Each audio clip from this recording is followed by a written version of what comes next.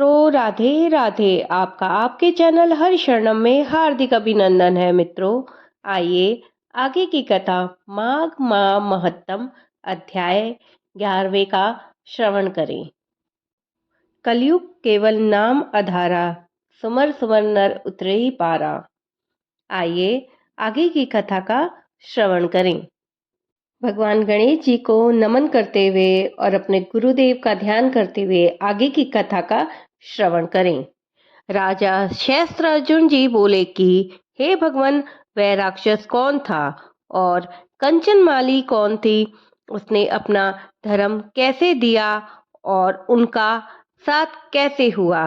हे योगियों में श्रेष्ठ दत्तात्रेय जी, अति ऋषि की संतानों के सूर्य, यह कथा सुनकर मेरा कोता कौतूहल दूर कीजिए। तब दत्तात्रेय जी कहने लगे कि हे राजन, इस पुरातन विचित्र इतिहास को सुनो। कंचनमाली नाम की एक सुंदर अप्सरा थी जो माघ मास में प्रयाग में स्नान करके कैलाश पर जा रही थी। तब उसको मार्ग में जाते हुए हिमालय के कुंज से एक राक्षस ने देखा। उस सोने जैसी तेज वाली सुंदर बड़े बड़े नेत्रों वाली चंद्रमुखी सुंदर केशों वाली अपार सुंदर अप्सरा को देखकर उस राक्षस ने कहा कि हे सुंदरी कमल नैनी, तुम कौन हो और कहां से आ रही हो? तुम्हारे वस्त्र और वेणी भीगी हुई क्यों है? तुम आकाश मार्ग से कहां जाती हो और किस पुण्य के प्रताप से तुम्हारा शरीर ऐसा तेजस्वी और रूप ऐसा मनोहर है? तुम्हारे गीले वस्त्र से मेरे मस्तक पर गिरे हुए एक बूंद जल से मेरे क्रूर मन को एकदम शांति प्राप्त हुई। इसका क्या कारण है? तुम बड़ी शीलवती प्रतीत होती हो, इसका कारण मुझसे कहिए। अप्सरा ने कहा कि हे राक्षस, सुनो, मैं काम रूपणी अप्सरा हूँ। मैं प्रयाग में संगम में स्नान करके आ रही हूँ। इसी से मेरे वस्त्र भीगे हैं। अब कैलाश पर जा रही हूँ, जहाँ पर श्री शिव निवास करते हैं।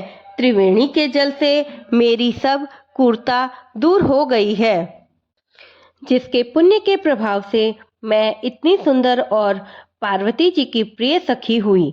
मेरे पिछले जन्म का वृतांत जो आश्चर्य देने वाला एक उदाहरण है, जो मुझसे ब्रह्मा जी ने कहा था, तो उसे तुम भी सुनो। मैं कलिंग देश के राजा की वेश्या थी। रूप लावण्य और सुंदरता में अपूर्व थी।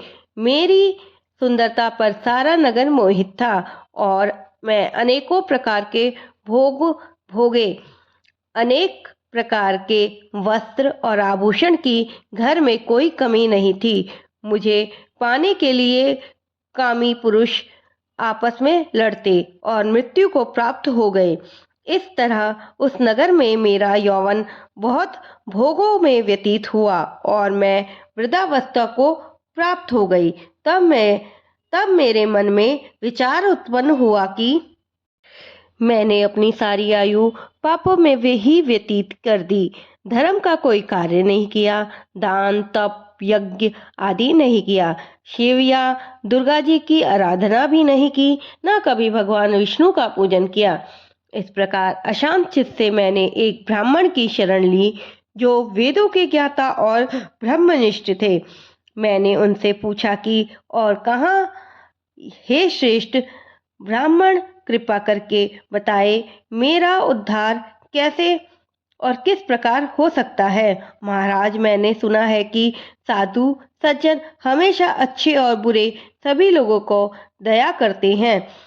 इसलिए मुझ दीन पर भी कृपा करके मुझे कीचड़ में डूबी हुई को पकड़कर उभारिए। क्षीर सागर क्या है?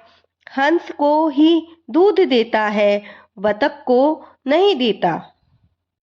तब वह ब्राह्मण राजा का पुरोहित इन सब बातों को सुनकर मुझ पर दया करके कहने लगा कि तू ब्रह्म के क्षेत्र प्रयाग में जाकर माघ मास में त्रिवेणी संगम में स्नान कर, परंतु मन में अशुभ क्रिया का विचार न करना। पापों के नाश के लिए महर्षियों ने तीर्थ स्थान से अधिक और कोई प्रायश्चित नहीं बताया। प्रयाग में स्नान करने से तू अवश्य पवित्र होकर स्वर्ग को जाएगी। हे भामिनी, अब मैं तुम्हें एक वृतांत सुनाता हूँ, ध्यान पूर्वक सुनो। पुराने समय में गौतम ऋषि की स्त्री को देखकर इंद्र ने काम के वशीभूत होकर कपट वेश में उससे भोग किया था। इसलिए गौतम ऋषि द्वारा इंद्र को श्राप दे दिया गया था और उसका शरीर अत्यंत लज्जायुक्त हजारों भोगों वाला हो गया। तब इंद्र नीच मुंह करके अपने पाप कर्म की स्वयं बुराई करने लगा और मेरु पर्वत के शिखर पर स्वच्छ जल वाले सरोवर पर एक स्वर्ण कमल से भरे हुए कोटर में घुस गया और अपने पाप को धिक्कारता हुआ कामदेव की बुराई करने लगा कि हे, काम ही सब पापों का मूल है।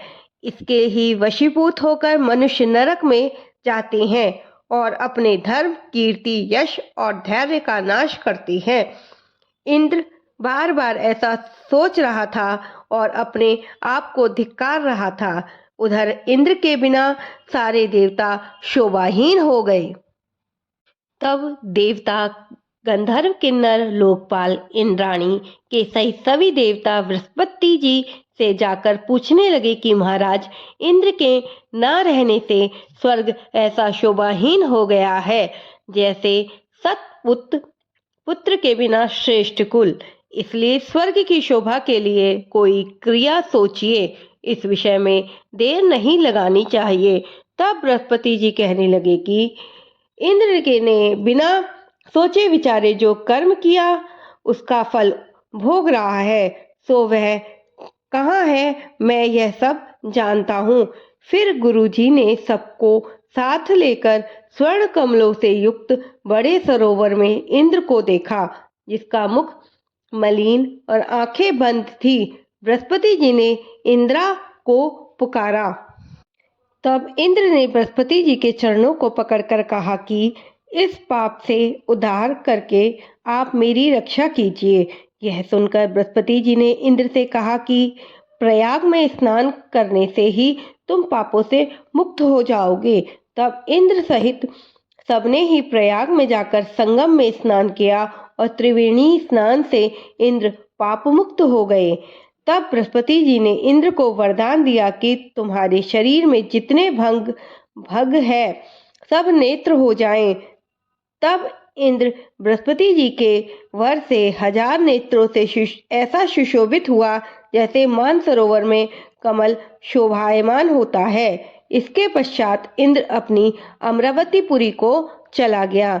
इसके बाद अप्सरा कहने लगे कि हे राक्षस इंद्रा की यह कथा सुनकर वह ब्राह्मण मुझे कहने लगा कि हे कल्याणी, तुम सभी देवताओं से सेवा किए जाने वाले प्रयाग में माघ मास में स्नान करने से निष्पाप होकर स्वर्ग में जाओगी। तो मैंने उस ब्राह्मण से के यह वचन सुनकर उसके पैरों में पड़कर प्रणाम किया और घर से आकर सब भाई बांधव, नौकर चाकर, धन आदि त्याग कर शरीर को नष्ट होने वाली सभी वस्तुओं को समझाकर घर से निकली और माघ में गंगा जमुना के संगम पर जाकर स्नान किया। तो हे निशाचर, 3 दिन में के स्नान से मेरे सब पाप नष्ट हो गए और 27 दिन के पुण्य से मैं देवता हो गई और पार्वती जी की सखी होकर सुख से शिवलोक में निवास करती हूँ। इसलिए अब मैं हमेशा प्रयाग के महत्तम को याद करके सब देवताओं के सहित माघ में प्रयाग स्नान करती हूँ। तो मैंने अपना यह सब वृतांत तुमसे कहा। तुम भी इस योनि में पड़ने और कुरूप होने का सब कारण कहो। तुम्हारी दाढ़ी और मूछें बहुत बड़ी बड़ी हो गई हैं और तुम पर्वत की इस गुफा में वास करते हो।